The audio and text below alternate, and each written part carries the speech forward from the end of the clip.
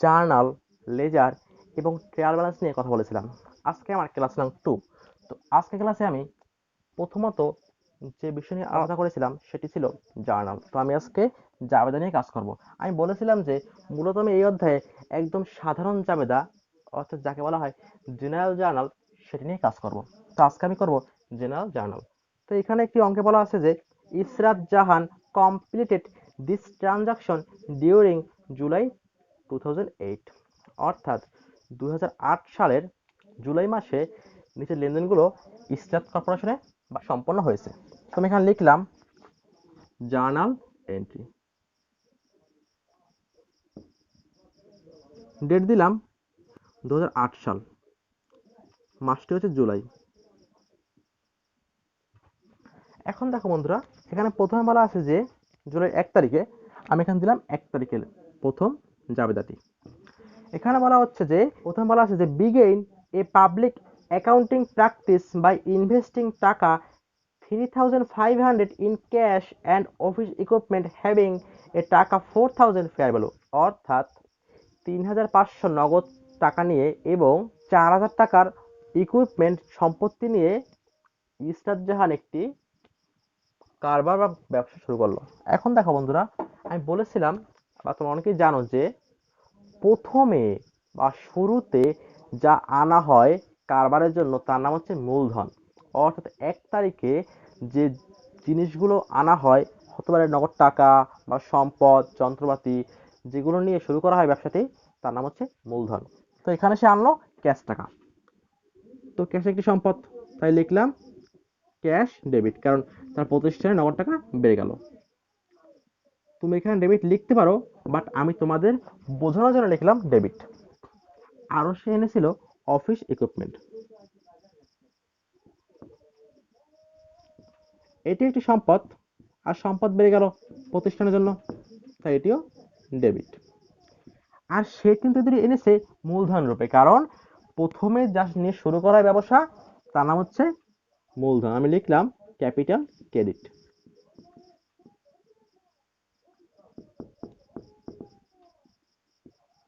এখন দেখো বন্ধুরা, সে নগদ টাকা এনেছিল 3,500, আর সে ইকুইপমেন্ট এনেছে 4,000 টাকার। তো মোট তার মূলধন হলো 7,500 টাকা। এখন দেখো বন্ধুরা, তুমি এখানে চাইলে লিখতে পারো কারণে যে two record bring cash and office equipment as a capital.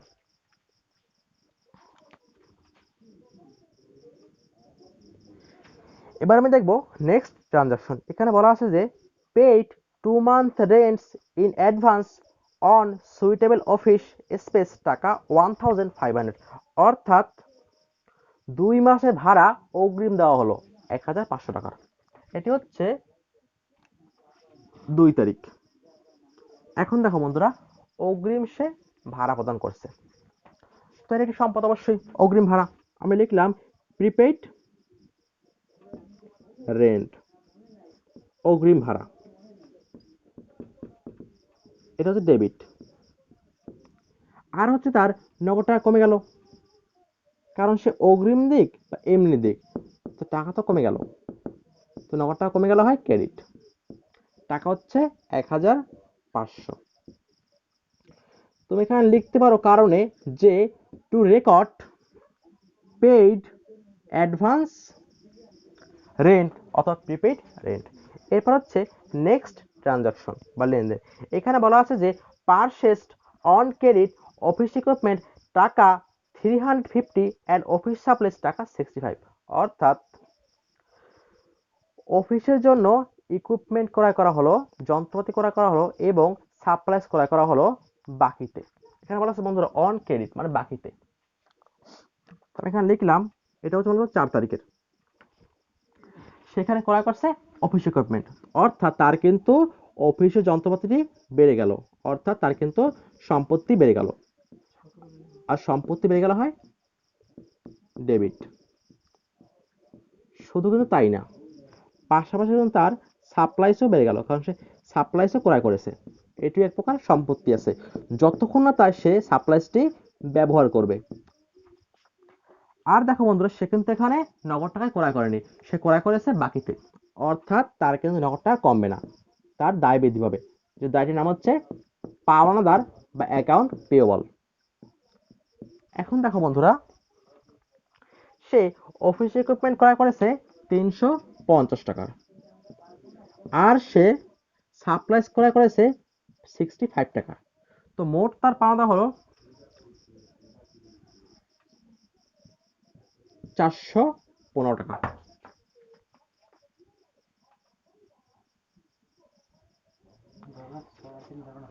এখন দেখো বন্ধুরা, এবার হচ্ছে নেক্সট ট্রানজাকশন। তো এখানে বলা আছে যে completed accounting work for a client and immediately received টাকা 150 ক্যাশ therefore, অর্থাৎ একজন মক্কেলকে সেবা দেওয়া হলো এবং তার সেবা দেওয়ার বিনিময়ে সে 150 টাকা প্রদান করলো। এখন দেখো বন্ধুরা, এটা হচ্ছে মূলত 5 তারিখের, এখানে সেবা দেওয়া হয়েছে এবং সেবার বিনিময়ে কিন্তু টাকাটিও পাওয়া গেছে, অর্থাৎ নগদ টাকা বেড়ে গেল। আমি এখানে লিখলাম ক্যাশ ডেবিট, নগদ টাকা বৃদ্ধি পেল। আর সেবা দিয়েছে, এটা অবশ্যই তার আয় হয়েছে একটি, লিখলাম সার্ভিস রেভিনিউ ক্রেডিট, টাকা হচ্ছে 150।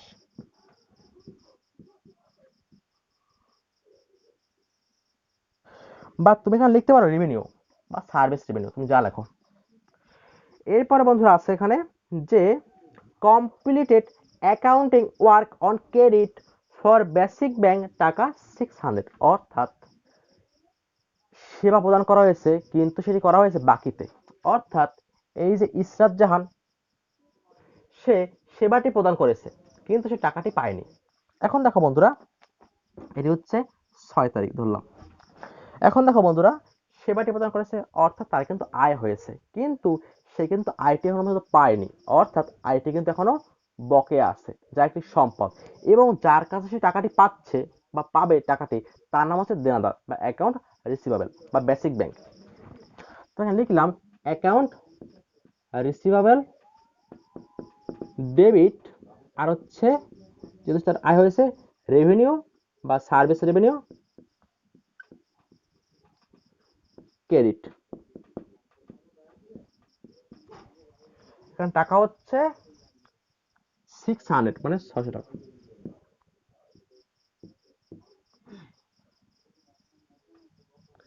নেক্সট ট্রানজাকশন, এখানে বলা আছে যে paid for the items purchased on credit on July 4, অর্থাৎ দেখো বন্ধুরা, এই যে জুলাই 4 তারিখে একটি বাকিতে ক্রয় করা ছিল 415 টাকার, সেই টাকাটি এখন প্রদান করা হলো বা পরিশোধ করা হলো। অর্থাৎ দেখো বন্ধুরা, যখন সে বাকিতে ক্রয় করেছিল তখন কিন্তু তার পাওনাদার বেড়ে গেছিল, কিন্তু এখন যখন সে টাকাটি পরিশোধ করলো এই ব্যক্তিকে যার কাছ থেকে সে ক্রয় করেছিল বাকিতে, এখন কিন্তু তার দায়টি কমে গেল, এখন কিন্তু এই পাওনাদার তার কাছে টাকাটি পায় না, অর্থাৎ অ্যাকাউন্ট পেয়েবল বা পাওনাদার কিন্তু কমে গেল, পাশাপাশি কিন্তু তার নগদ টাকাও কমে গেল। আমি এখানে লিখলাম অ্যাকাউন্ট পেয়েবল ডেবিট, কারণ অ্যাকাউন্ট পেয়েবল হচ্ছে একটি দায়, আর দায়টি যেহেতু কমে গেছে সুতরাং দায় কমে গেলে হয় ডেবিট, কারণ দায় বেড়ে গেলে হয় ক্রেডিট। আর দায়টি কমে গেল কেন? কারণ সে নগদ টাকা প্রদান করলো, আর নগদ টাকা প্রদান করলে কি হয়? অবশ্যই হয় ক্যাশ ক্রেডিট। টাকা হচ্ছে এই টাকাটা 415, যে টাকা সে ক্রয় করেছিল বাকিতে জুলাই 4 তারিখ, এটা হচ্ছে 8 তারিখের ট্রানজাকশন। এখন দেখো বন্ধুরা, এবার হচ্ছে নেক্সট ট্রানজাকশন। এখন দেখো বন্ধুরা, এখানে একটা বিষয় আছে, সেটি হচ্ছে যেহেতু আমার এইখানে স্পেসের কারণে কিন্তু আমি এখানে সবগুলো এন্ট্রি ধরাতে পারলাম না, তাই আমি এইখানে আরেকটি ছক করলাম, যার ফলে আমি অঙ্কটিকে একটি বোর্ডে উপস্থাপন করতে পারি। তোমরা পরীক্ষার সময় কিন্তু অবশ্যই এটিকে এক পেজেই রাখার ট্রাই করবা।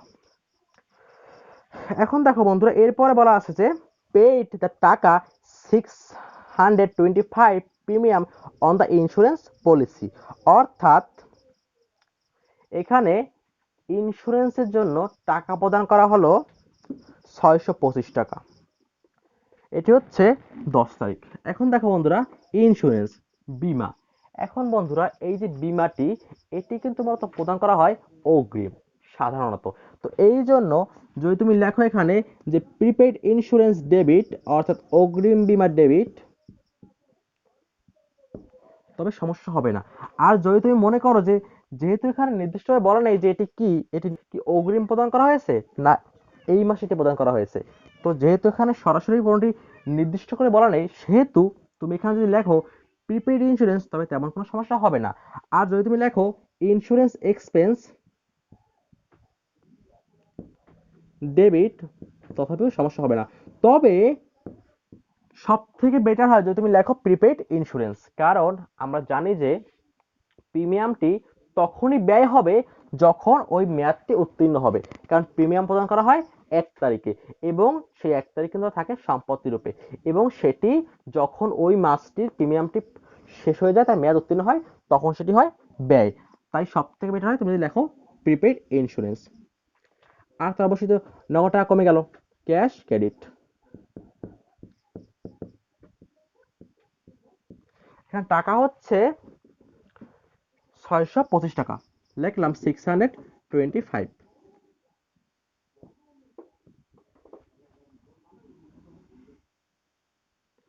এবার হচ্ছে বন্ধুরা নেক্সট ট্রানজাকশন। এখানে বলা আছে যে received cash payment in full form basic bank for the work completed on July 6। অর্থাৎ দেখো বন্ধুরা, জুলাই 6 তারিখে যে একটি ব্যাংকে সেবা দেওয়া হয়েছিল বা ব্যাংকে কাজটি করে দেওয়া হয়েছিল, কিন্তু টাকাটি পাওয়া যায়নি। এই যে টাকাটি পাওয়া যায়নি তখন, তো এখন সেই টাকাটি পাওয়া গেছে। অর্থাৎ দেখো বন্ধুরা, যখন সেবাটি দিয়েছিল ইসরাত জাহান, তখন কিন্তু সে টাকাটি পায়নি, তাই বেরিয়ে গেছিল দেনাদার বা অ্যাকাউন্ট রিসিভেবল। কিন্তু এবার সে টাকাটি পেয়ে গেছে, অর্থাৎ কিন্তু তার ক্যাশ টাকা, এটি হচ্ছে 12 তারিখ, অর্থাৎ তার ক্যাশ টাকা বেড়ে গেল, নগদ টাকা বেড়ে গেল, কিন্তু তার কিন্তু কমে গেল দেনাদার, অর্থাৎ যার কাছে সে টাকাটি পেত সেটি কিন্তু কমে গেল, কারণ এখন আর কিন্তু তার কাছে টাকাটি পায় না। তো লিখলাম অ্যাকাউন্ট রিসিভেবল ক্রেডিট। আমি আশা করি তুমি এটা বুঝতে পেরেছো, না বুঝলে অবশ্যই কমেন্ট করতে ভুলবা না। টাকা হচ্ছে 600, আমি এখানে লিখলাম 600। তুমি এখানে লিখতে পারো two record receipt the payment of account receivable, but আমি স্পেসের স্বল্পতার কারণটি লিখলাম না, স্কিপ করলাম। এরপর আছে নেক্সট ট্রানজাকশন। এখানে বলা আছে যে completed accounting work on credit for happy reality, টাকা 400। অর্থাৎ পুনরায় সে একটি কাজ করে দিয়েছে হ্যাপি কোম্পানিকে বা হ্যাপিকে, যেটি করেছে সে বাকিতে, অর্থাৎ সে কাজটি করেছে কিন্তু টাকাটি পায়নি। এখন দেখো বন্ধুরা, এটিও কিন্তু হবে অনুরূপ জাবেদা, অর্থাৎ কাজ করেছে কিন্তু টাকাটি পায়নি, টাকাটা সে আগামীতে পাবে, এবং ওই যে হ্যাপি, সে কিন্তু এখন তার জন্য হলো দেনাদার, কারণ সে তার কাছে টাকাটি পায় আর সে কাজ করেছে। অবশ্যই হচ্ছে রেভিনিউ বা সার্ভিস রেভিনিউ, তুমি যেটি লিখে দাও, সমস্যা তেমন হবে না। এখানে টাকা হচ্ছে 400 বা 400 টাকা।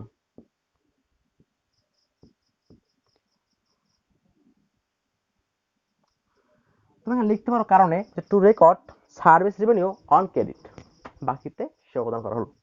এরপরে বলা আছে বন্ধুরা যে ইসরাত জাহান উইথড্র টাকা 250 cash from the practice to pay personal expense. অর্থাৎ এই যে প্রতিষ্ঠানের মালিক ইসরাত, সে প্রতিষ্ঠান থেকে 250 টাকা উত্তোলন করে নিয়েছে তার নিজের খরচের জন্য।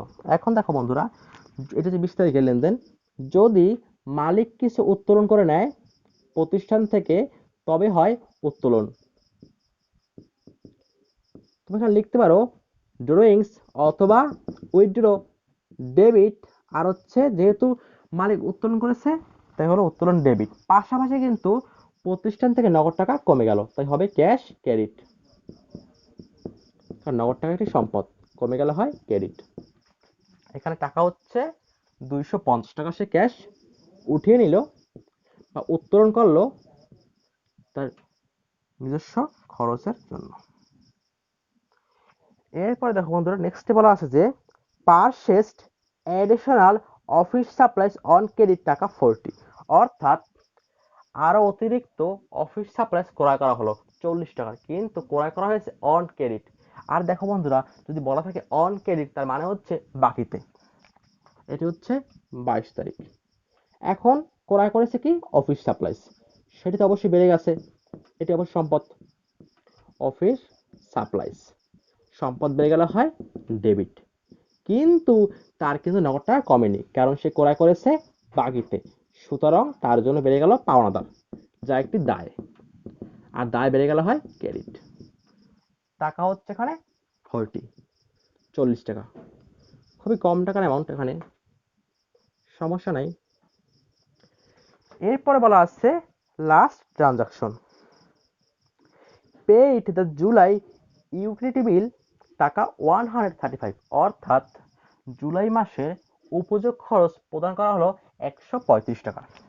এটি হচ্ছে 28 তারিখের ট্রানজাকশন। এখন দেখো বন্ধুরা, এটি একটি ব্যয়, উপযোগ ব্যয়, অর্থাৎ ইউটিলিটি এক্সপেন্স। আর ব্যয় হয় ডেবিট, কারণ ব্যয় বৃদ্ধি পেল, ইউটিলিটি এক্সপেন্স ডেবিট। আর যেহেতু সে পেড করছে, টাকাটি প্রদান করেছে বা ব্যয়টি প্রদান করেছে, সুতরাং তার ক্যাশ টাকা কমে গেল। তখন লিখলাম ক্যাশ ক্রেডিট। এখন টাকা হচ্ছে 135, 135 টাকা। Two record paid the utility expense. এখন দেখো বন্ধুরা, এই ছিল আমার আজকে ছোট্ট একটি জাবেদার অঙ্ক। আমি তোমার সামনে ট্রাই করেছি একটি ছোট্ট অঙ্ক খুব অল্প সময়ের মধ্যে উপস্থাপন করা। আমি ক্লাস নং 3-এ আরেকটি অঙ্ক তোমাদের সামনে উপস্থাপন করার ট্রাই করব, সেই ক্লাস তোমরা অবশ্যই দেখবা, সেই ক্লাস তোমরা অবশ্যই কিন্তু দেখবা।